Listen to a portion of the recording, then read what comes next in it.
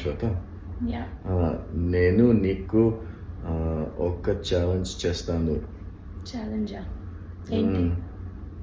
అమ్మాయిలు చేయలేరు, అమ్మాయిలు చేయలేరా?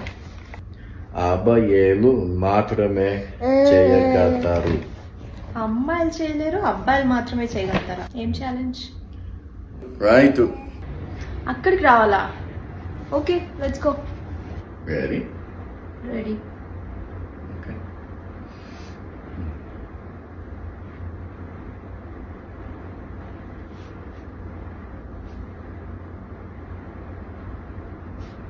ఛాలెంజ్ ఏంటి?